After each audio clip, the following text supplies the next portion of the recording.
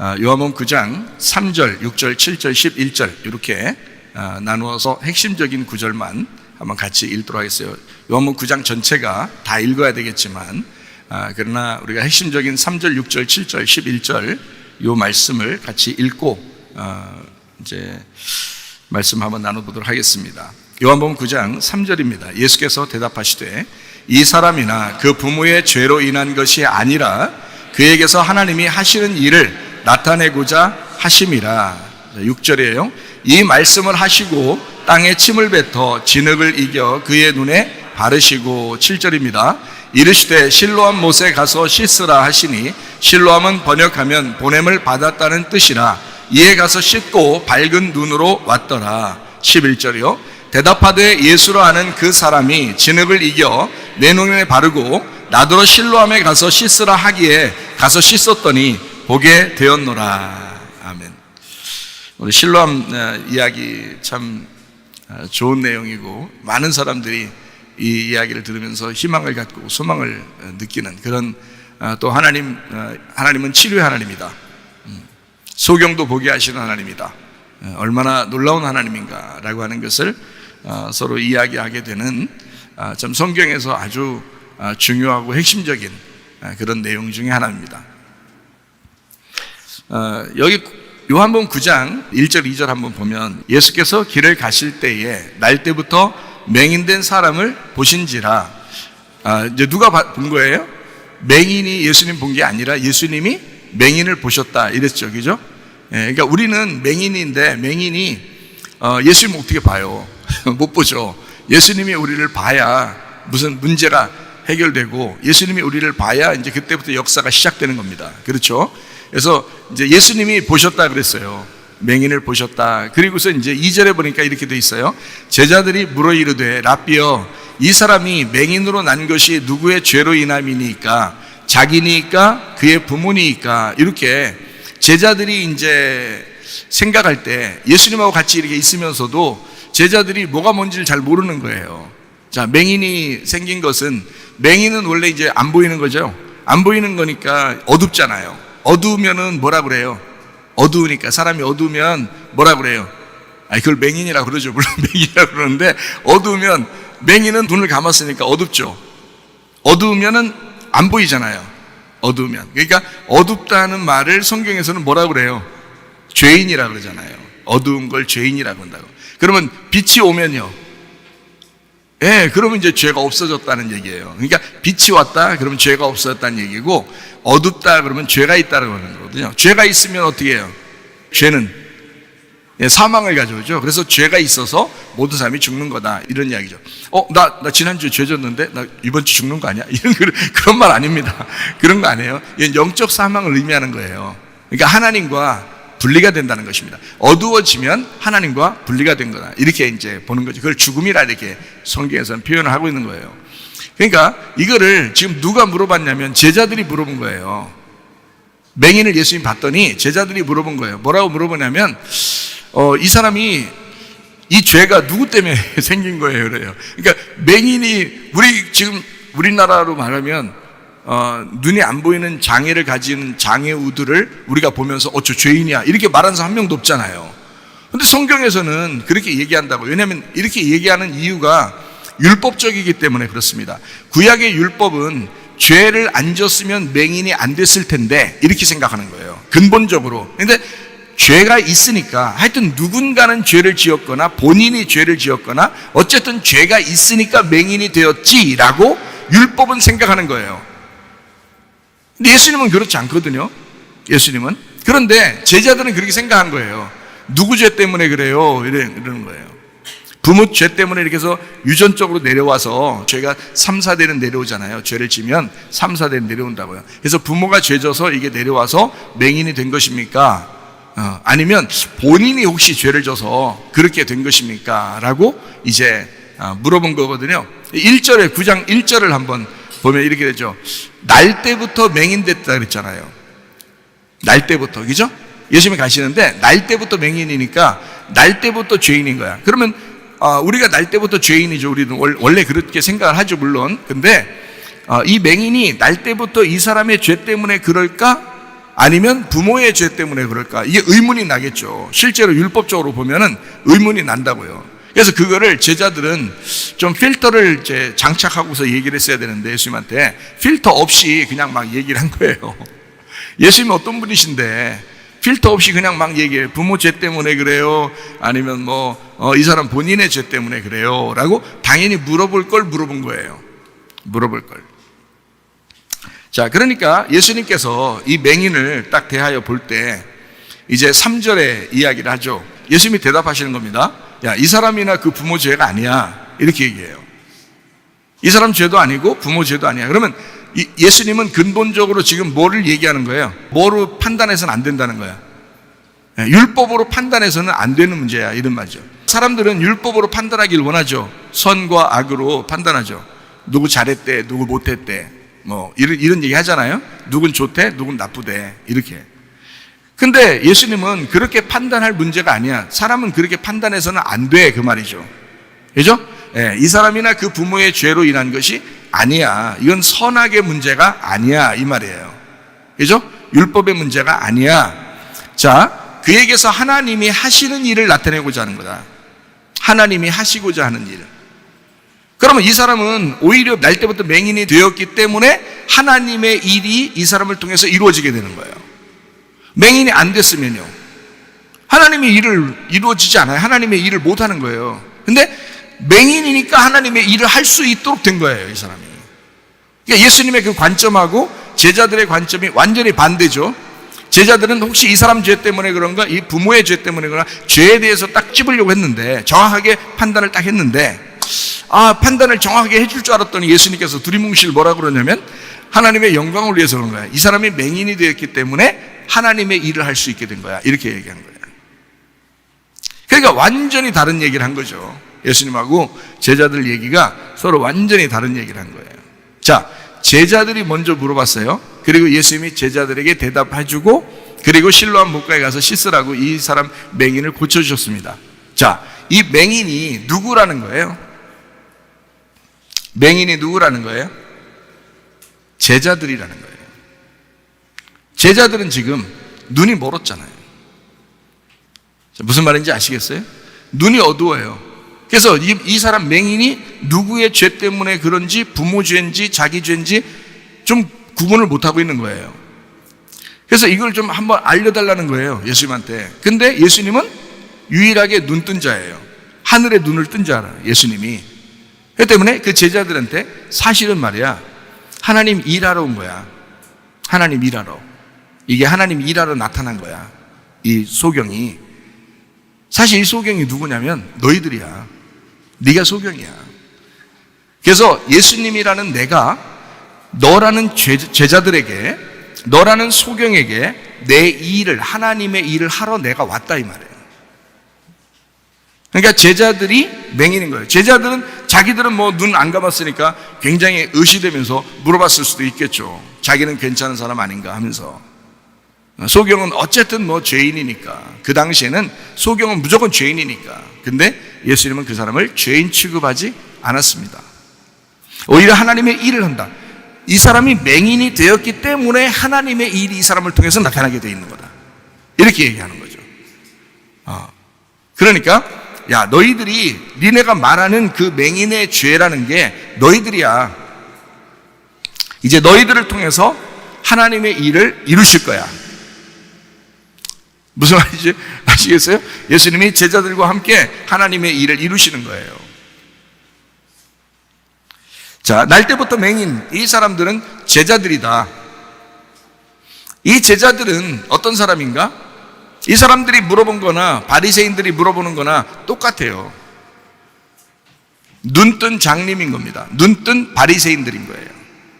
이 제자들이 물어보는 그 스타일하고 바리새인들이 옆에 있었으면 바리새인들도 똑같이 물어봤겠죠. 그렇죠? 그러니까 제자들한테 예수님이 대답해 주는 거나 바리새인들한테 대답해 주는 거나 똑같죠. 예수님도 대답이.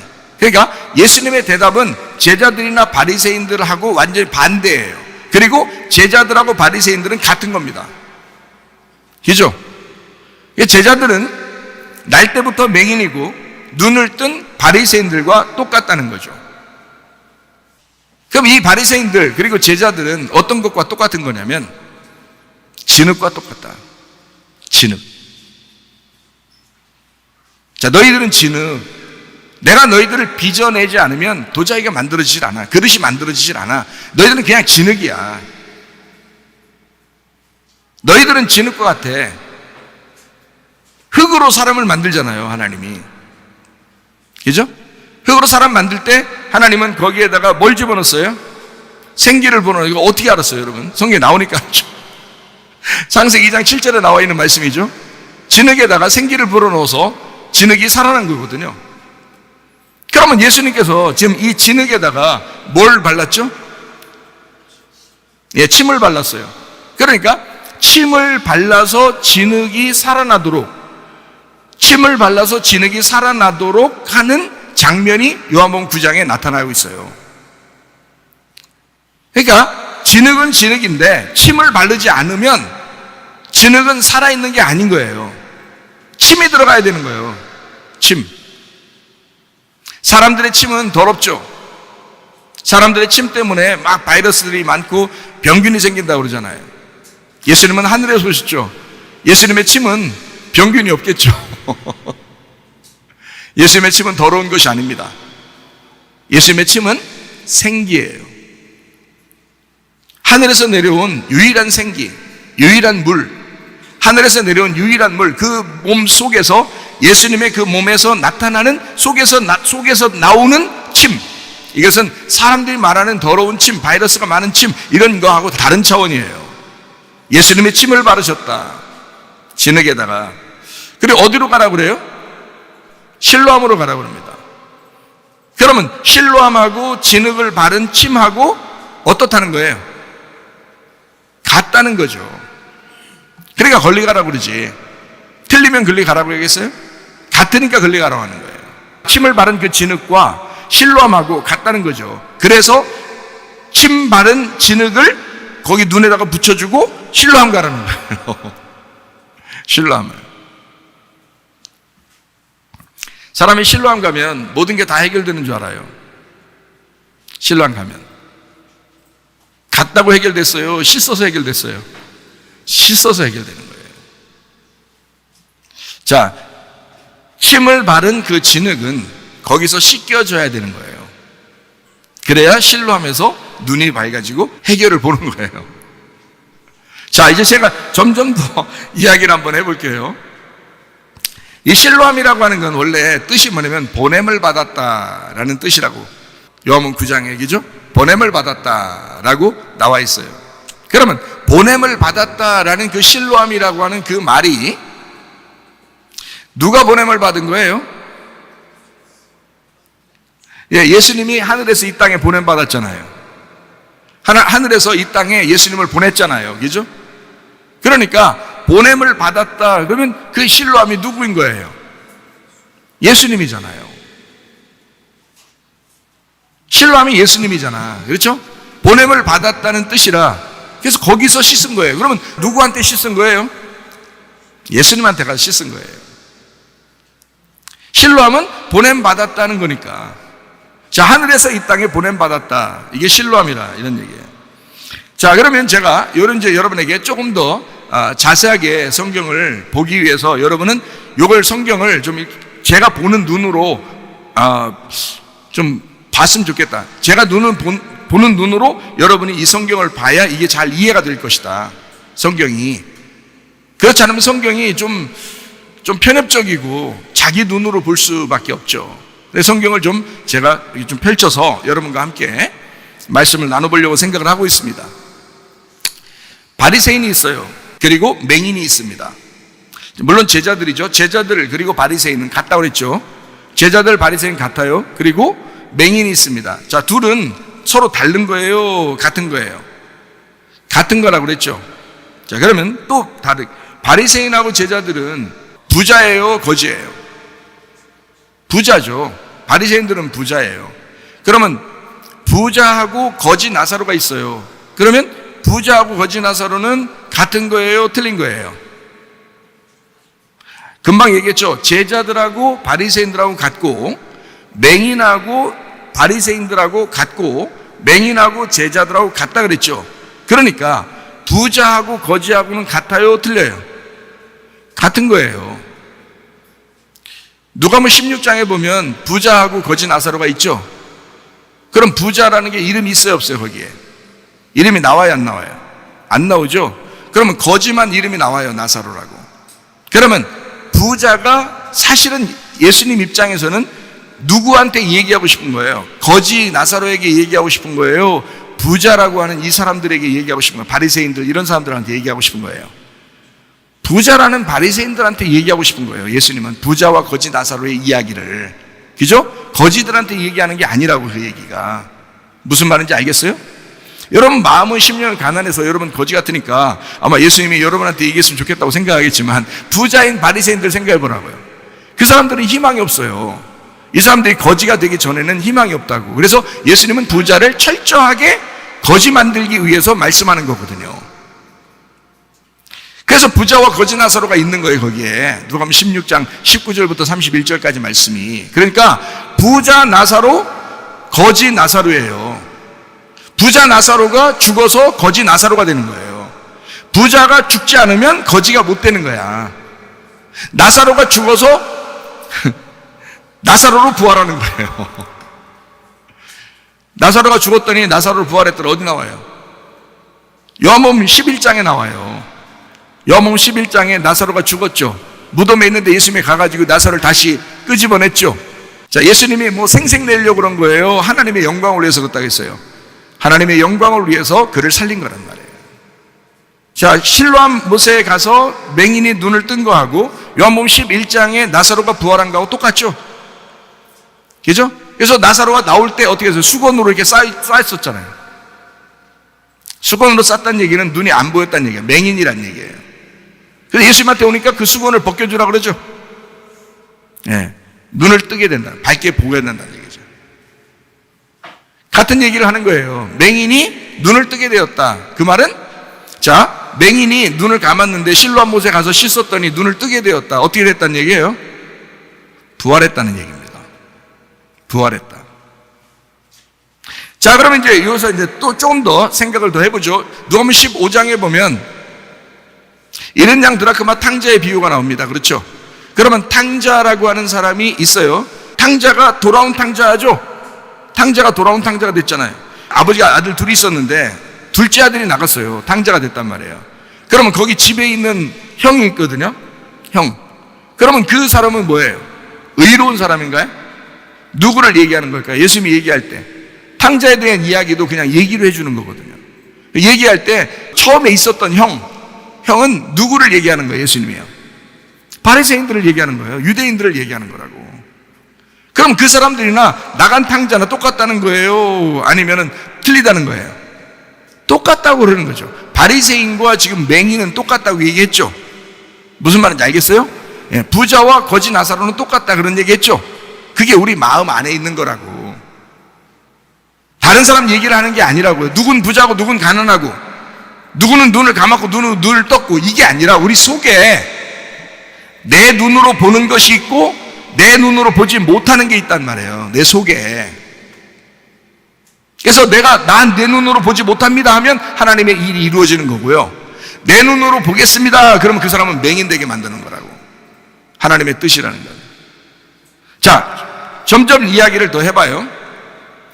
자, 그래서 돌아온 탕자가 나오는 거거든요. 탕자가 나갔다가 돌아온 탕자로 돌아온다. 자, 구약 성경에 보면 사울 왕이 있고 다윗 왕이 있습니다. 사울 왕이 살아있을 때는 다윗이 왕이 될 수가 있어요, 없어요? 없죠. 그러면 사울 왕이 있을 때 사울은 아말렉이라는 사람들을 자꾸 살려줘요, 죽여요? 살려줍니다. 아말렉을 자꾸 살려줘요. 다윗이라고 하는 사람은 아말렉이라는 이름만 들으면 다 죽여요. 아말렉이라는 이름만 들으면 남녀노소 할 것 없이. 다윗은 누구한테 배운 걸까요? 예, 사무엘한테 배운 거예요. 사울이 어떻게 해서 멸망했다는 걸 알죠? 사울이 어떻게 해서 멸망했어요? 아말렉 살려줘서 멸망한 거예요. 하나님이 버린 거라고요. 그거를 다윗에게 철저하게 가르쳤겠죠. 야, 하나님이 아말렉 살리면 하나님 버린다더라. 내가 직접 듣고 아는 거야. 다윗에게는 철저하게 조심시켰겠죠. 그러니까 다윗이라는 사람은 아멜렉만 나오면 다 죽이는 거 그냥. 사람 죽이는 게 그게 쉬운 거예요? 예? 어려운데도 다 죽여요. 우리에게 말씀하시고 싶은 것이 있겠죠. 우리의 속에 사울과 다윗이 있다는 거예요. 그래서 사울은 자꾸 육체를 따라가는 거예요. 다윗은 영을 따라가는 거고. 그래서 사울은 육체를 따라가기 때문에 이거를 뭐라고 하면 음녀라 그러는 거예요. 음녀. 다윗은 영을 따라가니까 이걸 뭐라고 하면 그리스도의 신부가 된다 이렇게 얘기하는 거예요. 그래서 이 사울이라는 사람이 아말렉을 살려줬을 때 하나님이 굉장히 싫어한 게 왜 그런 것 같아요? 출애기 17장에 보면 말이에요. 모세 때 여호수아가 밑에서 막 싸우고 모세는 두 손 높이 들고 하나님 앞에 기도하고 모세가 손을 들면 이기고 손을 내리면 지고 막 이런 게 있었죠. 그 누구와의 싸움이에요? 아말렉과의 싸움이에요. 아말렉과의 싸움인데 거기서 승리했어요, 안 했어요? 아론과 훌이 옆에 붙잡아 놓고 딱 손을 갖다 안 내려오도록 딱 돌로 받쳐놨거든요. 그러니까 안 내려오죠. 그러니까 계속 승리하지. 그래서 이겼어요. 이기니까 여호와 니시 그랬어요. 여호와 니시가 뭐라고 했어요? 여호와는 승리하시는 여호와라고 했죠. 그런데 해석을 뭐라고 써놨다고요? 출애기 17장에 여호와가 대대로 아말렉과 더불어 싸워서 이기시리로다 이렇게 써놨어요. 거기 왜 계속해서 싸워서 아말렉하고 계속 앞으로도 싸워서 이길 것이다 라고 왜 써놨겠어요? 거기다 해석은 그렇게 하면 안 되죠. 원래 여호와 니시니까 여호와가 승리하셨다, 승리하시는 여호와 이렇게 딱 끝나야 되는데 왜 대대로 아말렉과 싸워서 승리하리라 했을까? 왜냐하면 이 아말렉은 여러분 속에서 없어지지 않는 죽을 때까지 있는 존재이기 때문에 그렇습니다. 여러분이라는 육체, 태어날 때부터 가지고 있는 운명, 여러분의 약점들 이런 것들은 안 없어져요. 죽을 때까지 계속 가지고 가는 거라고 이게. 그래서 그때 대대로 하나님께서 싸우시니까 여러분이 기도하고 하나님 앞에 맡겨야 된다는 거예요. 그래야 승리할 수 있다는 거예요. 하나님이 승리해 주신다는 거예요. 그래서 여호와 니시 그러는 거거든요. 우리가 이기는 게 아닙니다. 하나님이 하시겠다는 얘기예요. 그거를 믿으라는 거거든요. 그거를 사울은 안 믿은 거예요. 사울은 그렇게 하지 않은 거예요. 그래서 아말렉 살려주고 그래서 멸망당한 것입니다. 다윗은 사무엘의 이야기를 철저하게 듣고 순종이 제사보다 낫구나라는 걸 철저하게 듣고서 순종했던 겁니다. 결국에는 이스라엘 전체에서 모든 초창기부터 지금까지 모든 왕 중에 가장 위대한 왕을 누구로 뽑아요? 다윗 왕이라고 그러잖아요. 여러분 순종한, 하나님 앞에 순종한 그 사람은 범죄 안 했나요? 밧세바와 함께 그렇게 음란한 범죄를 했어요. 그럼에도 불구하고 초대부터 지금까지 다윗만큼 위대한 왕은 없었다 이렇게 말하잖아요. 왜? 그는 하나님께 대하여는 철저하게 순종하려고 했던 사람이다. 그거를 성경에서 기록해 주고 있단 말입니다. 자, 무슨 말인지 아시겠죠? 그러니까 자, 사울왕, 육체, 음녀 이거 같은 거죠. 그러면 다윗왕, 영, 신부 이거 같은 거죠. 그러면 이게 두 개가 어디에 있다고요? 우리 안에 있다고. 그래서 음녀가 신부 돼야 되고 사울왕이 다윗왕 돼야 되고 우리 속에서 육체가 영으로 바뀌어야 된단 말이에요. 여러분 속에 당신들에게 얘기하는 거라고, 우리에게 얘기하는 거라고 이 말씀은. 그러면 잘 보세요. 바리새인과 맹인과 제자들은 지금 같다고 그랬죠? 같으니까 이 사람들은 실로암 예수님하고 같아요, 틀려요? 지금 다 같다고 해야 돼요. 왜냐하면 저 아까 같다고 계속 얘기하고 있잖아요, 지금. 그러니까 무조건 일단 같다고 얘기하고 그 다음에 왜 같은지 설명을 하라고 해야죠. 실로암 예수님하고 같은 겁니다. 예수님이 이 땅에 왜 보냄받았어요? 왜 왔어요, 예수님이? 여러분이 죄 없으면 예수님이 내려왔을까? 그럴 필요 없죠? 우리가 죄인이니까 내려왔잖아. 왜요? 죄인 돼서 죽으려고 온 거예요. 죄인으로서 죽으려고. 그렇죠? 우리 때문에 그런 거야. 우리를 너무너무 사랑하니까. 예수님이 먼저 우리를 찾아오셔요? 우리가 예수님 먼저 찾아요? 예수님 먼저 찾아요. 왜 먼저 찾는다고 그래요? 노집사가 아까 아침에 오자마자 예수님이 우리를 더 먼저 찾는 거 이제 알았어요. 그래서 왜? 그러니까 예수님이 우리를 더 그리워하니까. 맞아요. 여러분이 예수님을 그리워하는 것보다 주님이 여러분을 더 그리워하니까 주님이 찾는 거야.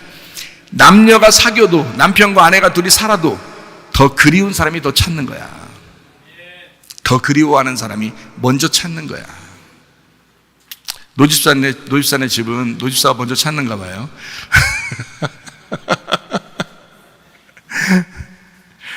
어쨌든 더 그리워하는 사람이 찾는 거야.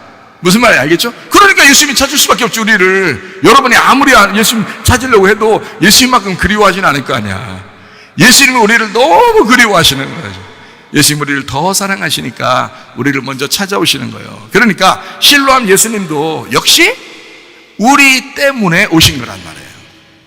그러니까 우리의 속에 지금 맹인도 있고 예수님도 있고, 무슨 말인지 알겠어요? 바리새인들도 있고 제자들도 있고 맹인도 있고 예수님도 있고. 무슨 말인지 알겠죠? 우리 속에 있는 거지. 어떤 사람은 맹인이야, 저 사람은 바리새인이야, 저 사람은 예수님 성품을 닮아서, 이렇게 구분하겠냐고. 그 구분하는 네가 선악과야. 네 속에 있어야지. 이 말씀이 네 속에, 너를 위해서, 이 말씀은 너에게 말씀하는 거야지. 이 말씀이. 자, 무슨 말인지 좀 아시겠죠? 아브라함 품 보세요. 부자가 거지 나사로가 돼서 아브라함 품에 들어가잖아요. 그럼 아브라함 품하고 거지 나사로하고 하나죠. 근데 그 거지 나사로는 부자였었던 사람이 죽으면 거지 나사로가 된다니까요. 근데 안 죽으니까 지옥 가는 거야. 부자 나사로가 안 죽으면 지옥 가는 거고, 죽으면 거지 나사로가 되는 거예요. 그러니까 자꾸 죽으라고 그러는 거예요. 그게 복음이라고. 죽음이 있어야 부활한다고. 그래서 십자가와 부활이 복음이라고 나오는 거예요. 무슨 말이야? 근데 안 죽어. 그렇게 말을 해도 안 죽어. 그렇게 말을 해도 안 들어. 가정들에서도요, 어지간하면 이제 다 화해해. 네? 다 화해하고 서로 네 것도 내 거, 내 것도 네 거. 응? 이렇게 살아야지. 네 것도 내 거, 내 것도 내 거. 이렇게 살면 안 돼. 응? 네 건 내 거고 내 건 네 거야. 이렇게 해서 서로 각자 우리는 하나야. 이렇게 살아야지. 자꾸 네 건 네 거야, 내 건 내 거고. 이런 사람도 있고, 네 건 내 거야, 내 건 내 거고. 이건 아주 그냥 그건 바리새인이고. 바리새인 죽으라고 성경에 나와 있지, 바리새인을 그대로 천국에 가는 사람 어디 있어? 없지. 지옥 가죠 다. 안 되지. 서로 사랑해야지. 서로 사랑해야 돼. 하나가 되는 거야. 서로 사랑은 하나 되는 거야. 하나님이 우리를 사랑하기 때문에 우리 죄인이어도 괜찮아요. 교회 나와도 돼요. 어떠한 죄를 지었어도 우리 교회 나오면 돼요. 괜찮아요. 하나님이 사랑이시니까. 여러분 사랑하십니다. 어떠한 죄, 그러니까 여러분이 구분하는 그게 선악과고, 그게 뱀이 하는 일이에요. 그러나 우리 하나님은 우리를 모두 다 사랑하는 거야. 그래서 주님을 우리 보고, 야, 너 이 죄 짓지 마, 이 죄 짓지 마. 아니, 죄가 한두 가지야지. 그거를 그렇게 많은 걸 이거 하지 마, 저거 하지 마. 어떻게 하겠어요? 다른 말 안 해. 주님 뭐라 그러면, 네가 날 좀 알았으면 좋겠어. 나의 사랑을 깨달았으면 좋겠어. 내 마음 좀 알았으면 좋겠어. 그거 하나예요. 예수님은 그거 하나. 그럼 네가 내 마음만 알잖아? 네가 성경 말씀 알잖아? 네가 말씀 잘 듣고 순종하려고 하잖아? 그러면 죄는 그냥 없어져. 죄는 안 짓게 된다고. 너는 영적인 사람이 된다고, 하늘의 사람이 된다고, 이 세상의 사람이 안 된다고. 하나님은 그렇게 우리에게 요구하는 거예요. 사랑하니까. 나만 봐, 나만 바라봐. 그러잖아요, 주님은.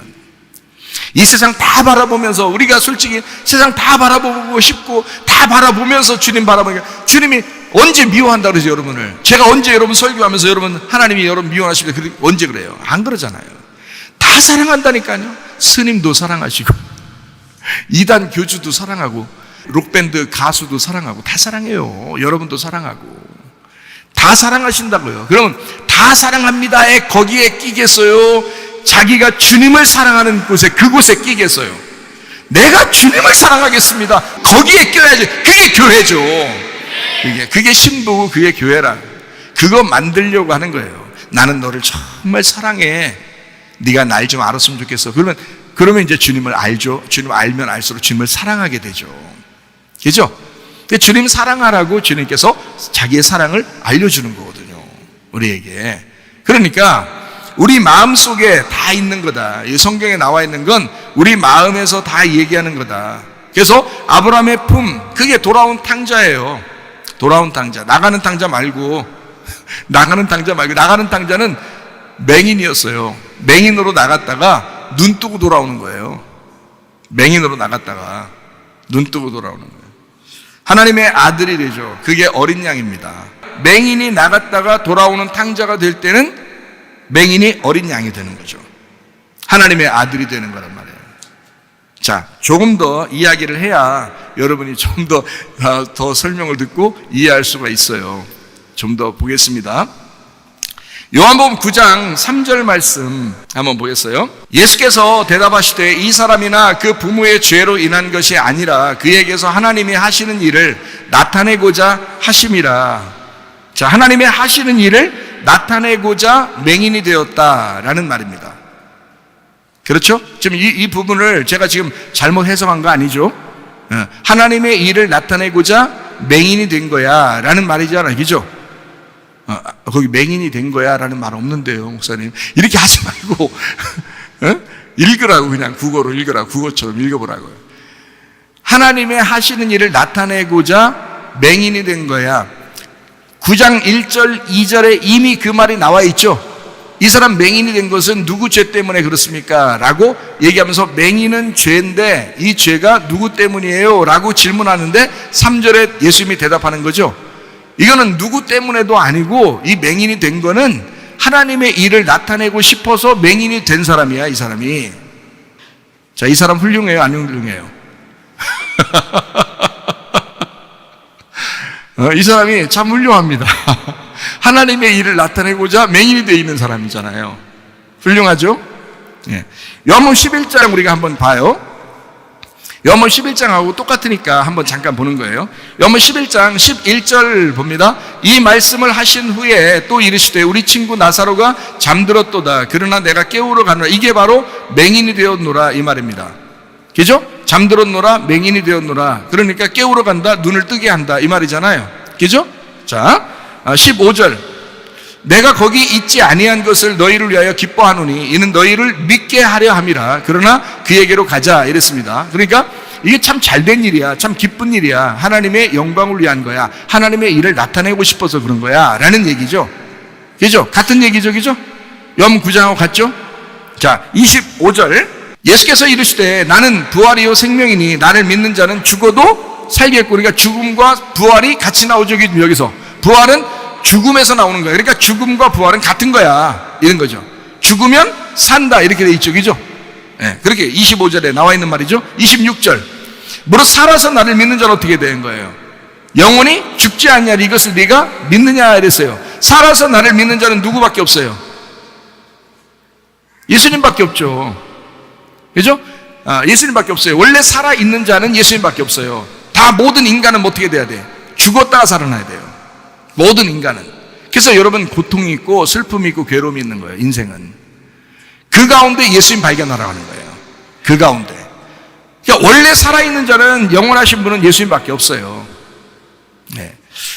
그래서 우리가 죽었다가 살아나잖아요. 그러면 다시 죽지 않는다는 거예요. 그래서 영원하다는 거야. 다시는 죽지 않기 때문에. 죽었다가 살아나면 이제 예수님과 똑같아지는 거예요. 그래서 하나님의 아들 되는 거야. 그러니까 다시는 죽지 않죠. 그걸 네가 믿느냐 이렇게 얘기하는 거예요.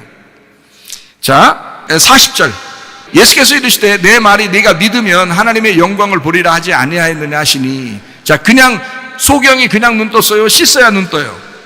씻어야 눈 떠요. 자, 44절입니다. 죽은 자가 수족을 배로 동인채로 나오는데 그 얼굴은 수건에 쌓였더라. 예수께서 이르시되 풀어놓아 다니게 하라 이랬습니다.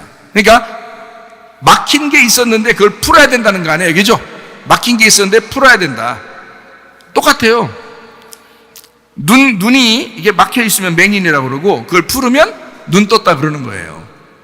맹인이 눈 감아 있으면 죽었다 그러는 거고 맹인이 눈을 뜨게 되면 부활했다 그러는 겁니다. 자, 무슨 말인지 아시죠? 그러니까 부자 나사로가 죽고 거지 나사로로 부활한다 이 말이에요. 제가 말하는 거 이해가 되시겠죠? 무슨 말인가? 자, 내 뜻이 죽고 아버지 뜻이 부활해야 된다는, 살아나야 된다는 거지. 자, 음녀가 죽고 신부가 다시 살아나야 된다는 거지. 우리 속에서. 무슨 말인지 알겠죠? 누가복음 15장 13절이요. 그 후 며칠이 안 돼요. 둘째 아들이 재물을 다 모아가지고 먼 나라에 가서 거기서 허랑방탕하여 그 재산을 낭비하더니 이랬습니다. 탕자가 된 거죠. 탕자. 예.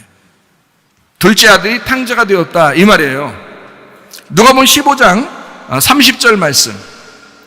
아버지의 살림을 창녀들과 함께 삼켜버린 이 아들이 돌아오매 이를 위하여 살찐 송아지를 잡으셨나이다. 자, 형이 얘기한 거예요. 그러니까 집 안에 탕자예요. 집 안에 탕자, 형님이. 그리고 둘째 동생은 집 나간 탕자가 된 거고요. 그래서 집 안에 있는 탕자가 집 나간 거와 같은 거란 말이에요. 그리고 돌아와야 돼. 그래서 아버지는 형한테 상속을 물려주지 않고 돌아온 탕자 둘째 아들한테 자기 상속이라는 반지를 넘겨줍니다. 누가복음 15장은요. 왜냐하면 죽었다가 부활해야 되기 때문에 그래요. 여러분이 교회 다닌다고 그냥 무조건 다 된다는 게 아니라 여러분도 죽으셔야 부활하는 거야. 죽으셔야. 죽었다 부활해야 진짜 상속자가 되는 거예요. 하나님은 그거를 요구하는 거라고요. 그래서 맹인된 탕자를 통해서 하나님의 일을 하는 겁니다. 맹인된 탕자를 통해서 하나님의 일을. 자, 탕자가 나가가지고 누구랑 놀았어요? 창기들하고 놀았다고 그랬잖아요. 창기가 누구예요? 우리 아니에요? 우리가 다 하나님 믿는다고 하면서 세상 좋아하는 창기 아닙니까? 그렇죠? 예수님이 누구랑 놀고 싶어 하겠어요? 우리랑 놀고 싶어 하는 거예요. 탕자가 나가가지고 그 창기들하고 논단 말이에요. 다 허비했어요. 아버지 재산 가지고 가가지고. 그 아버지 재산이 뭔데요? 사랑이에요. 사랑을 나눴다고요. 아버지 재산이 뭐예요? 말씀이에요. 아버지가 뭐 말씀이신데 말씀이신 하나님이 뭐 가지고 있겠어요? 말씀 가지고 있지. 그럼 말씀이신 하나님을, 그 재산을, 말씀을 나누었다는 얘기예요. 그러니까 진짜 아들은 둘째 아들이었던 거야. 그래서 아버지가 과감히 자기의 재산을 나누어서 보내는 거예요. 여러분, 그 나가지 말라면 안 나가지, 솔직히. 안 그래요? 근데 일부러 보내는 거야. 왜요? 나갔다 들어와야 되거든. 아버지 거를 알려줘야 되거든. 가서 아버지 거를 나눠야 되거든. 그래서 실제로 이 아들은 다 허비하고 나눠줬어요. 그리고 돌아오게 됐다고. 자, 이렇게 성경을 보는 사람이 많지 않아요. 그런데 자, 우리는 이제 이렇게 봐야 돼. 가만히 생각해 보니까 그렇죠? 누가 들어도 마찬가지죠. 자, 아버지의 재산을 허비했다. 당연히 허비해야 되는 거지. 아버지의 재산이 사랑인데 사랑을 당연히 나누어야지. 당연히 사랑을 허비해야지. 말씀인데 그 말씀을 당연히 허비해야지. 당연히 나누어야지. 제 속에 아버지의 재산이 있을 거 아닙니까? 하나님의 재산이라는 말씀이 있을 거 아니에요. 그거를 제가 나누는 거예요. 여러분에게 허비하는 것입니다. 이해가 되시겠어요? 그러면 창기들이 들을 때 너무 좋은 거야. 창기들이 노를 때 그 아들만 있으면 너무 행복한 거예요. 왜냐면 그 아들이 다 하나님의 사랑을 알려주니까, 그 아버지의 하나님의 말씀을 막 알려주니까 창기들은 너무 좋은 거야. 너무 행복한 거야. 그 둘째 아들이 왔을 때 창기들이 막 너무 좋은 거야. 자, 그래서 예수님이 이 땅에 오셨을 때 거지, 소경, 창녀들, 세리들, 죄인들, 이런 사람들이 다 예수님 따라다녔어요. 왜? 좋으니까. 예수님하고 같이 있으면 행복하니까. 예수님은 하나님의 사랑을 자기들에게 나눠줘서 자기들을 미워하지 않으니까, 자기들을 죄인 취급하지 아니하고 자기들을 좋아하니까, 예수님이 그러니까 너무너무 좋은 거예요. 그러니까 예수님하고 같이 다니는 거예요. 그래서 그 사람들은 먼저 구원을 받는 거다. 예수님이 그러죠. 그러니까 부자들은 그러지 않죠. 바리새인들은 그러지 않죠. 예수님하고 같이 따라다니지 않습니다. 이해가 되시겠어요? 무슨 말인가? 네. 자, 진짜 눈 감고 어둠 가운데 이 땅에 오신 분이 누군가? 예수님이에요. 요한복음 1장 5절 봅니다. 빛이 어둠에 비치되 어둠이 깨닫지 못하더라. 자, 빛인데 어디로 왔다고요? 어둠으로 왔다고요. 요한복음 1장 10절 말씀. 그가 세상에 계셨으며 세상은 그로 말미암아 지은 바 되었을 때 세상이 그를 알지 못했다. 세상은 뭐니까? 어둠인데. 어둠이니까 빛이 오는 거예요. 빛이 빛 안에 가겠어요? 그럴 필요가 뭐 있어요? 빛인데 빛 안에 뭐하러 가겠냐고. 무슨 말인지 아시겠어요? 빛이니까 어둠 찾아서 가는 거야. 하나님은 캄캄한 곳에 계시겠다고 하셨습니다 라고 할 때 그 말은 뭐냐면 빛이니까 어둠을 찾아다니는 거예요. 세상이 어두우니까 예수님이 오시는 거야. 여러분이 죄인이라고 느껴질 때 여러분 내가 죄인이니까 하나님이 날 싫어할 거가 아니라 내가 어둠이라고 느껴질 때 그때 주님이 찾아오신다 이 말이에요. 이해가 되시겠습니까? 예. 그러니까 주님은 어둡다고 생각되는 그 어둠 가운데 있는 곳에 주님이 오신다. 창세기 1장 2절 땅이 혼돈하고 공허하며 흑암이 기쁨 위에 있고 하나님의 영은 수면 위에 운행하시리라. 땅이 어떻게 됐다고요? 예, 어두워졌다고요. 창세기 1장 1절에는 태초에 하나님이 천지를 창조 하늘과 땅을 창조했는데 창세기 1장 2절에 땅이 어두워졌다고요. 그래서 창세기 1장 3절에 빛이 와가지고 그 땅을 밝혀주는 거라고요. 그게 예수님이라고. 첫 번째 창조를 예수님이라고 한다고요. 그래서 예수님은 물론 구약성경 마지막에 예수님이 태어나시죠. 그리고 신약성경을 이루셨죠. 그런데도 이 예수님을 빛이라고 그러기 때문에 빛은 처음으로 창조된 성경의 첫 번째 창조된 빛 예수님이다라고 얘기하는 거예요. 그래서 그 예수님의 형상대로 인간을 만드신 거예요. 그 빛의 형상으로 우리 인간들을. 그래서 그 천지 창조의 질서로 우리를 회복시키는 게 우리 하나님의 일이시라고요. 그게. 그러려니까 자기 아들이 이 땅에 오게 된 것입니다. 진짜 눈 감고 어둠 가운데 태어난 우리들에게 주님이 찾아오셨다. 빛이 찾아오셨다라고 말씀하는 겁니다. 자, 요한복음 9장 6절 말씀입니다. 이 말씀을 하시고 땅에 침을 뱉어 진흙을 이겨 그의 눈에 바르시고, 땅에 침을 뱉어 진흙을 이겨 눈에 발랐다. 요 말이요. 땅에라고 하는 이 말을 제가 찾아보니까 카마이라고 돼 있어요. 카마이. 이 카마이라는 단어가 어떤 단어냐면 갈라진 틈이란 단어입니다. 갈라진 틈. 이게 카스마에서 왔어요. 틈, 공간에 대해서 나온 거거든요. 그러니까 갈라진 거예요. 갈라진 곳에 침을 바른 거예요. 발랐다는 말이 에피크리오라는 말이고, 발랐다, 기름을 붓다, 문지르다 라는 말이에요. 헌신하다, 기름 바르다 라는 말이에요. 그러니까 갈라진 틈에 기름을 부었다, 기름을 발랐다, 침을 넣었다 이 말이거든요. 이게요. 자, 갈라진 틈에 사람을 창조하시고 어디다가 생기를 불어넣었죠? 콧구녕에다가. 콧구녕은 어떻게 생겼어요? 뭘로 막혀 있어요? 뚫려 있어요. 뚫려 있으니까 그 안에다가 생기를 갖다 집어넣지. 그렇잖아요? 예, 코숨이 탁 떨어지면요 가버려 그냥. 예, 코가 구멍 뚫려 있으니까 그 안에다가 집어넣는 거예요. 그렇게 이것처럼 침을 바르는데 어디다가 침을 바르냐면 갈라진 틈 사이에다가 침을 바르는 거예요. 갈라진 틈에다가 침을 발랐다. 이렇게 나와 있는 거거든요. 잘 보세요. 갈라진 틈을 침으로 생기로 말씀으로 메웠다. 거기에다가 채웠다. 자, 갈라지니까 거기에다가 생기로 집어넣었다. 갈라지니까 거기다가 말씀을 집어넣었다. 그 갈라지니까 거기다 침을 뱉었다. 이 말이에요. 예수님의 침은 생기니까. 무슨 말인지 아시죠? 침도 물이에요, 물. 예수님은 물이시죠. 하늘의 물이라고 그러죠. 아니, 여러분, 요한복음 4장 보면 알잖아요. 하늘의 물이 이 땅에 내려왔다 그러잖아요. 그죠? 하늘의 물이 이 땅에 내려왔다. 야, 땅에 있는 물 이거 맨날 마시던 여자한테 예수님이 뭐라 그래? 야, 너 하늘에서 내려온 물 그거 마시면 뭐가 안 마를 텐데. 그러잖아요. 그죠? 여러분 봐요. 물을 한 일주일 동안 여러분 안 마시고 침 뱉으려고 해봐. 뱉어 찍었어, 침이? 물을 마시니까 침이 더 잘 나오는 거야. 네? 어떤 사람이 그러대? 나 요즘, 목사님, 오줌이 안 마래요, 요즘. 오줌이 안 마래요. 오줌이 안 나오려다 그러면서 걱정된다고 그러더라고. 그런 사람이 있더라고. 제가 봐라, 가만히 생각하니까. 물은 얼마나 마셔요? 그러니까, 물을 잘 안 마신데 가만히 생각하니까. 물이나 많이 마셔가서, 물이나 많이 마셔. 그거 해결되는 거, 그거. 기도 안 해도 그냥 그거 낫는 거예요. 물 많이 마시면 오줌 금방 나와. 근데 오줌이 안 나오니까 가만히 생각해. 이 사람이 밥 먹을 때도 물 안 마시고 뭐 할 때도 물 안 마시고 자꾸 그랬대야 며칠 동안. 그럼 당연히 오줌 안 나오지. 물을 마시면 침이 더 많이 고이고 침이 막 말할 때도 나오고 물 마시면 오줌도 많이 나오고 그러는 거예요.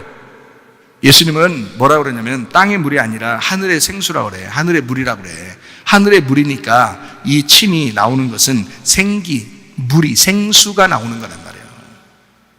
하늘의 물이 나온 거라고. 침 뱉어서 그냥 낫게 하면 어때? 좀 젠틀하게, 멋있게, 인텔리전트하게 좀 탁 나서 그러면 딱 낫고 그러면 얼마나 좋아. 침 예수님 꼭 그런 방법을 취했을까 하는데, 여러분 그런 방법이라고 생각하지 말고 예수님을 잘 생각해 보시라지. 예수님을 지금 창조 때로 돌아가는 거예요. 인간을 창조할 때 그때로 돌아가는 거라고. 지금 갈라진 틈에 콧구녕에다가 구멍 내놓고 하나님 거기다가 생기를 불어넣어 주듯이 여러분 안에 말씀이 왜 안 들어가느냐? 갈라진 틈이 없으니까 말씀이 안 들어간다 이 말이야. 여러분 마음에 갈라진 틈이 생겨야 말씀이 들어갈 거 아니야 이 말이에요. 이해가 되시겠습니까? 갈라진 틈이 없으니까 생기가 들어갈 수가 없어. 침이 들어갈 수가 없어. 말씀이 들어갈 수가 없어요. 여러분 갈라진 틈을 내야 돼. 하나님 나 찢어졌어요. 나 갈라졌어요. 내 마음이 찢어져요. 나 힘들어요. 나 좀 힘들어. 너무 어려워요. 나 맹인 같아요. 어려워요. 앞에 아무것도 안 보여요. 하나님 나 힘들어요. 슬퍼요. 이런 사람에게 우리 하나님 너 틈 생겼니? 너 드디어 틈 생겼어? 그러면 침 탁 뱉잖아요. 하나님 말씀이 딱 들어간다 이 말이에요. 거기에 생기가 들어간다 이 말이에요. 그 사람 살아나요. 말씀 때문에 살아나는 거예요. 말씀 내가 맨날 들어도 난 살아나는 것 같지도 않고 네가 틈이 안 생겨서 그래요. 틈이 안 생겨서. 그렇게 찢어지라고 그래도 안 찢어져. 틈을 내서 그 안에 침을 발랐다. 잘 생각해봐요. 진흙 속에 침이 들어가 있겠어요? 침 속에 진흙이 들어가 있겠어요? 어렵죠? 다시 쉽게. 진흙 속에 침이 들어가요? 침 속에 진흙이 들어가요? 진흙 속에 침이 들어가는 거야. 진흙 속에. 말씀이 여러분 속에 들어가는 거야. 응? 말씀이 여러분 속에 들어가는 거야. 그래야 여러분이 살아나는 거야. 여러분의 세상이 살아나는 거야. 죽은 영혼들이 살아나는 거야. 자, 봐요. 진흙이 이렇게 있죠. 한 무더기가 있을 거 아닙니까? 진흙을 예수님이 이렇게 떴을 거 아니에요? 아무리 크게 떠도 이렇게 손으로 떴을 거 아니야? 그럼 거기다가 틈을 이렇게 벌려서 침을 이렇게 뱉으면 그 진흙이 이제 침하고 이렇게 이겨지는 거죠. 이렇게. 자, 그런데 이 진흙이 이만큼 있는데 거기다가 침으로 이렇게 흥건하게 만약에 이 침으로 덮으려고 그러면 봐요. 침을 얼마나 뱉어야 돼, 거기다가.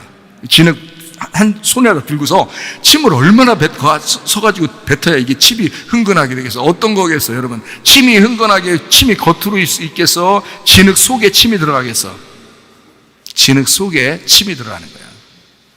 그래서 갈라진 틈 안에 침이 들어갔다. 이 말인데, 이게 왜 이런 얘기를 하느냐? 진흙이라고 하는 나에게 침이라고 하는 그 생기, 그 말씀이 들어간 예수란 말이에요.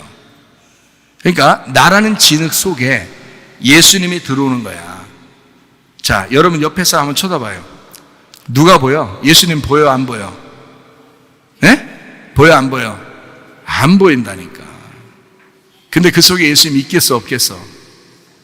있어요. 그 속에 예수님이 있어요. 근데 뭐만 보여? 진흙만 보이는 거야. 예수님이 속에 들어가 있는데 진흙만 보이는 거야. 네 존재가 그렇다는 거예요. 네 존재가. 맹인의 수준이라는 게 그런 정도라는 거야. 그게. 그러니까 속에 말씀은 들어가 있어. 근데 이게 진흙만 보이잖아. 그렇죠? 인간이 다 그래요. 그래서 예수님도 그렇게 오신 거예요. 자, 요한복음 9장 11절에 대답하되 예수라는 그 사람이 진흙을 이겨서 내 눈에 바르고 나더러 실로암에 가서 씻으라 하기로 가서 씻었더니 보게 되었노라. 이렇게 얘기했거든요. 진흙이 보이는 거지 침이 보이질 않아요. 그렇죠? 이 속에 들어가 있다고요. 근데 진흙이 보인다고. 자, 요한복음 1장 14절 말씀 말씀이 육신이 되어 우리 가운데 거하심에 우리가 그의 영광을 보니 아버지의 독생자의 영광이요 은혜와 진리가 충만하더라. 우리가 보니까 눈을 떠서 보니까 은혜와 진리가 충만하신 분이 예수님이었어. 말씀이 보이는 거야. 그런데 보통 사람들이 볼 때는 말씀이 보였겠어요? 육신이 보였겠어요? 육신이 보이는 거지. 예수님의 육체가 보이는 거지. 그러니까 예수님이 돌아다니실 때 저 예수라는 인간이 자꾸 보이는 거예요. 그러니까 죽이는 거야, 여러분. 이해가 돼요? 그렇게 죽임 당하러 오신 분, 그 죽임 당하러 오신 분이 맹인인 예수님이란 말이에요. 그거를 이 맹인을 통해서 자기를 보여주는 거예요, 지금. 그래서 맹인 너희들은 뭐냐? 진흙 속에 있는 침은 있는데 진흙으로 덮여 있는 이 사람이다. 말씀이 육신이 되어 온 그 사람이 맹인인 거야. 하나씩 더 껍질을 벗겨봐요. 말씀이 육신을 입고 오신 예수님이니까 육신이 보인단 말이에요. 그렇죠? 요한복음 1장 14절의 말씀에 이것이 똑같이 그 진흙을 이겨서 침을 뱉어 그 진흙을 이겨서 맹인과 하나가 되었다. 맹인이라는 육신을 설명하려고 하는 거죠. 근데 그 맹인도 눈을 감고 있잖아. 태어날 때부터. 자, 예수님이 맨정신으로 이 땅에 내려올 수 있어요, 없어요? 없어요. 눈 감았으니까 내려오는 거야. 정말 이거 잘 알아야 돼요. 맨정신으로 못 내려오는 겁니다, 예수님이요. 인간으로 예수님 오실 때는 눈 감고 내려오시는 거예요. 여러분을 눈 뜨고서 여러분을 정죄하고 내려오면 어떻게 내려오겠어요? 예수님이 이 땅에 내려오면서 당신이라는 죄인을 볼 때 죄라는 것이 드러나 그대로 여러분을 선악간에 심판하면서 내려오신다면 여러분이 어떻게 구원받겠어요? 예수님은 태초부터 이 땅의 죄인들을 위해 내려올 때 맹인으로 내려오시는 거야. 눈 감고 내려오시는 거야. 너라는 인간을 볼 때 맨정신으로 못 보겠다는 거야. 눈 감고 보겠다는 거예요. 눈 감고 보니까 다 이뻐 보이는 거지. 눈 감고 보니까. 네? 그래서 맹인들끼리 둘이 결혼하면은 이 세상에서 최고 잘생긴 남자하고 산다 그러고 이 세상에서 최고 예쁜 여자랑 산다고 그렇게 얘기한다잖아요. 네. 하긴 그렇게 상상하고 사는 게 훨씬 낫죠. 안 보이니까 자기들끼리 얘기하는 거예요. 우리 주님도 우리를 볼 때 그러신다고.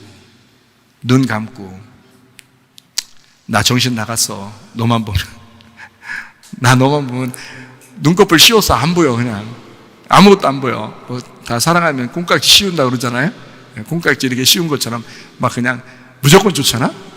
그러니까 결혼도 하고 그러죠. 3년까지는 그렇죠. 그렇게 다 콩깍지 씌우는 거야. 우리 주님도 솔직히 우리하고 사랑하고 싶어서 콩깍지 쓰고 내려온 거예요. 그래서 콩깍지라는 얘기가 우리나라 사람들이 자꾸 얘기하는 게 그래서 그런 거예요.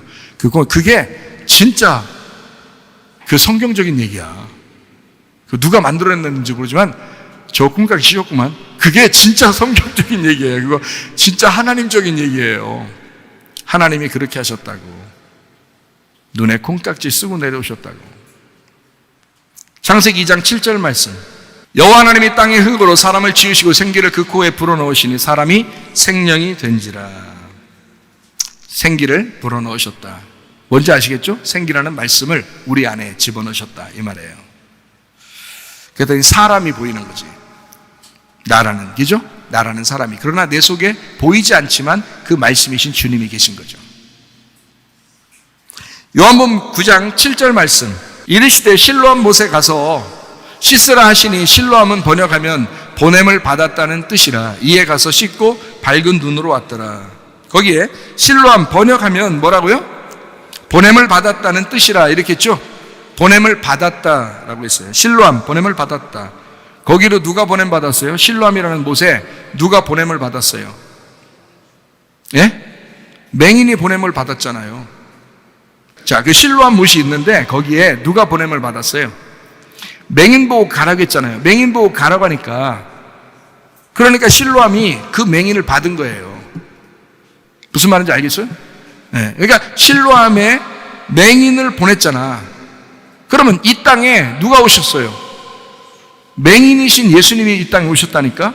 보냄을 받았다고. 그게 실로암이라고. 그래서 예수님을 실로암이라고 그러는 거예요. 예수님을. 이 땅에 보냄받은 자, 예수님. 맹인 오신 분, 맨정신 우리를 사랑하지 못하시는 분. 눈을 감아서야만 진짜 사랑하시는 분. 그래서 눈 감고 사랑하시는 분. 눈 딱 감고 내 사랑하자. 진짜 눈 딱 감고 사랑하는 사람도 있죠. 그래요. 우리 주님이 그러신 분이에요. 내가 눈 딱 감고 사랑하자. 그 주님 마음이에요. 그 주님 마음 가지신 분들이야. 얼마나 감사해요. 실로암이라는 게 시로아흐라고 되어 있습니다. 시로아흐. 이게 신의 실로암이라는 단어인데요. 신의 물, 이게 실로암. 쉐라흐에서 나왔어요. 이 쉐라흐가 던지는 무기, 투창입니다. 그러니까 창을 던지듯이 촥 던져져서 오는 걸 얘기하는 거예요. 샤라흐에서 왔어요. 이게 보내버리다, 떠나보내다, 임명하다, 씨뿌리다, 퍼뜨리다 라는 단어예요.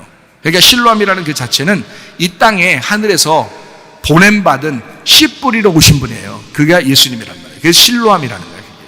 씨뿌리러 오신 분. 그 씨를 받으러 맹인이 가는 거예요.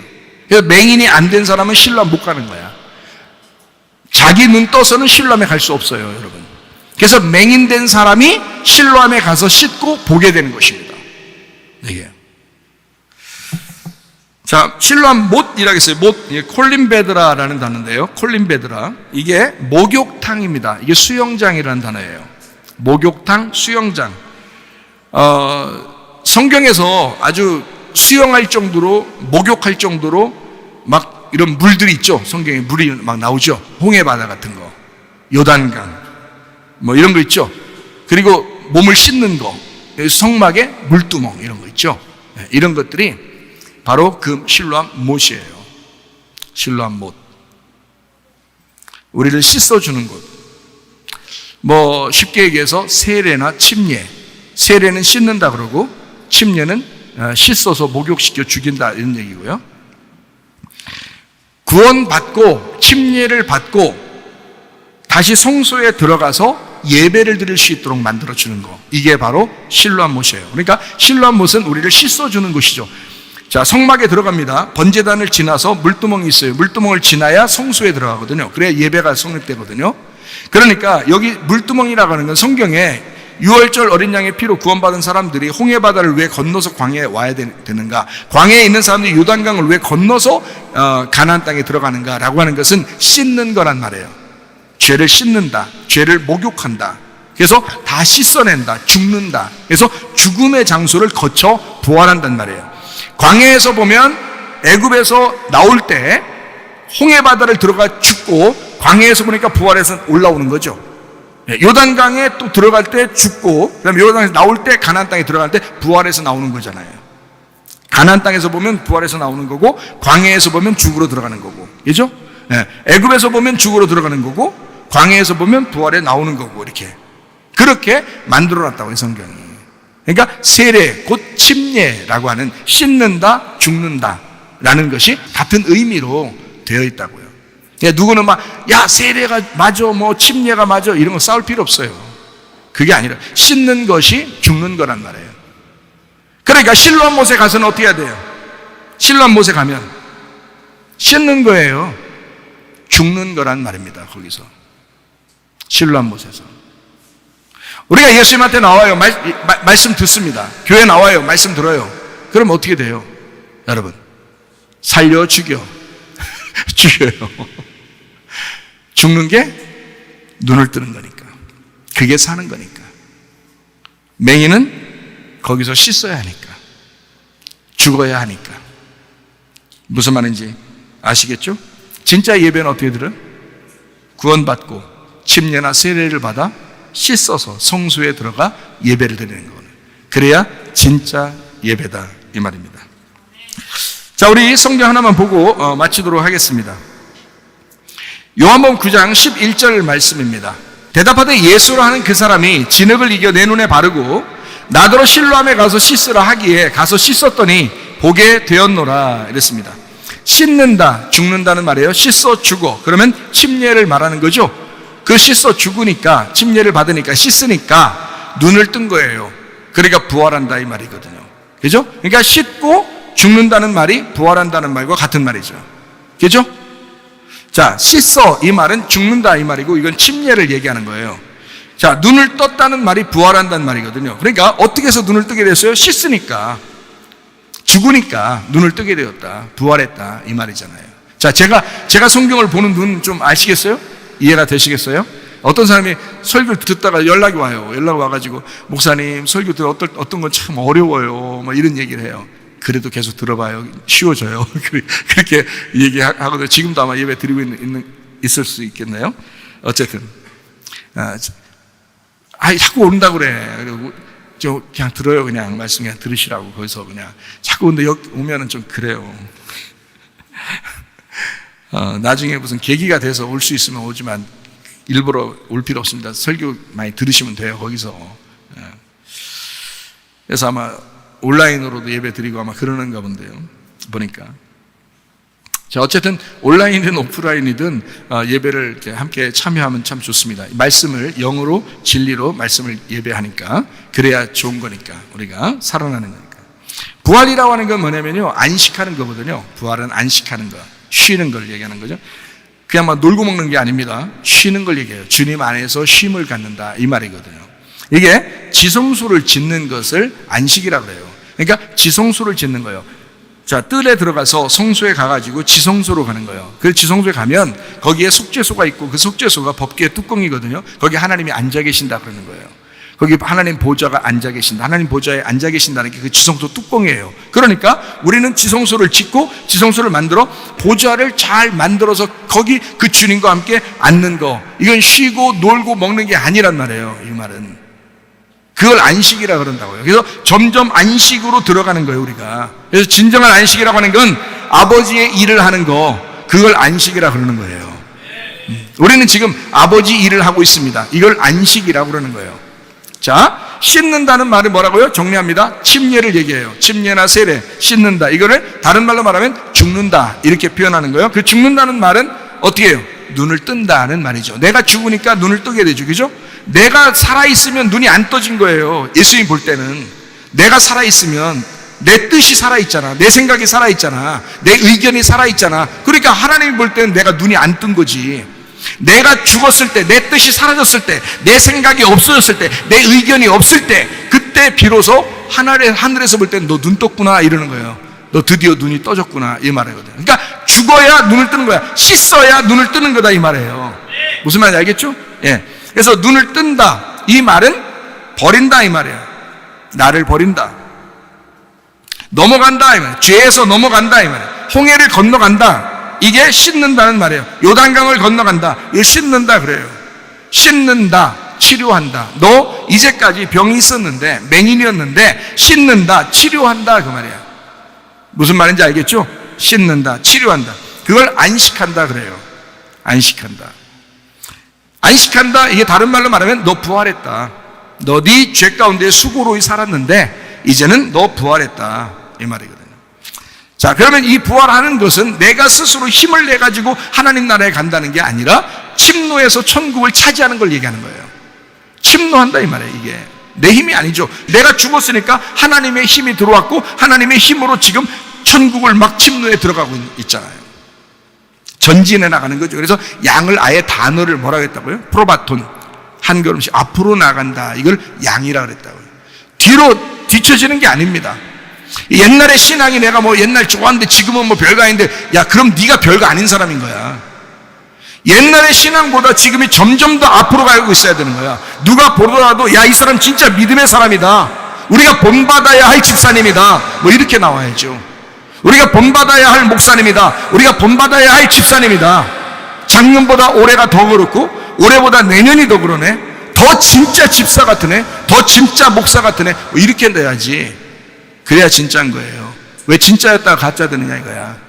가짜였던 사람이 진짜가 돼야지. 음녀였던 사람이 신부가 돼야지 신부였던 사람이 음녀가 되냐 이거야. 말이 안 되죠. 성경적이 아닙니다. 양은 반드시 한 걸음이라도 앞으로 나가는 것입니다. 네. 그렇기 때문에 그것을 침노한다, 앞으로 나아간다, 정복한다 이런 얘기예요. 그래서 누굴 정복하겠어? 나를 정복하는 거야. 나를 정복해 나가는 거예요. 그걸 예배한다 그러는 거예요. 그걸 먹는다 이렇게 말하는 거죠. 하나님의 말씀을 먹는다. 네, 나를 먹는다 이런 거죠. 주님을 먹는다. 그러면 씻으면 그냥 한번 씻으면 끝났어요? 아니면 날마다 씻어야 돼요? 날마다 씻어요. 말씀을 한 번 들으면 끝나? 계속 들어야 돼. 계속 들어야 돼. 그래서 씻는다 그러면 여기서 가서 씻으라 하기에 가서 씻었더니 보게 되온다. 한 번 씻었는데 눈 떴어. 이제 끝. 야, 그 끝난 거 아니야. 너 날마다 씻어야 되는 거야.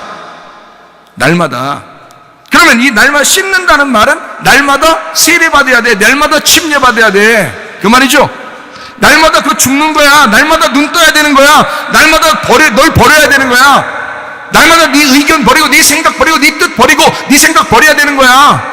날마다 먼저 그 나라와 그의 일을 구해야 되는 거야. 날마다 넘어가야 되는 거야. 그 자리에서 멈추면 안 되는 거야. 날마다 넘어가야 되는 거야. 날마다 홍해바다를 건너야 되는 거야. 날마다 요단강 건너야 되는 거야. 날마다 치료받아야 되는 거야.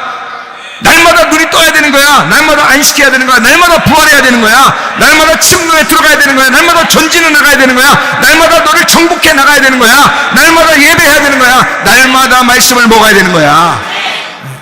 그 말이잖아요. 한 번 씻었으니까 끝났어요?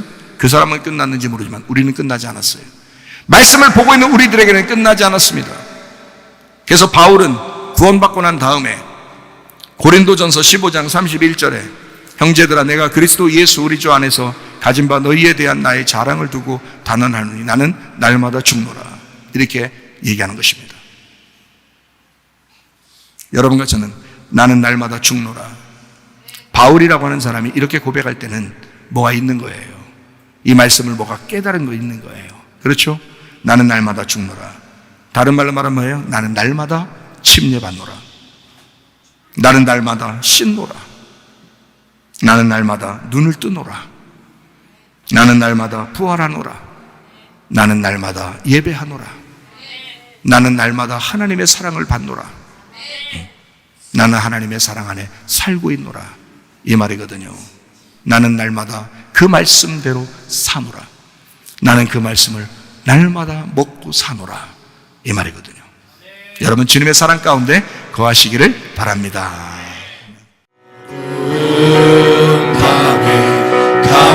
캄캄한 밤에 새벽을 찾아 떠난다. 종이 울리고 닭이 울어도 내 눈에는 밤이었어. 오 주여 당신께 감사하리라. 실로암 내게 주심을 나에게 영원한 사랑 속에서 떠나지 않게 하소서. 우리가 처음 만난 그때는 차가운 새벽이었어.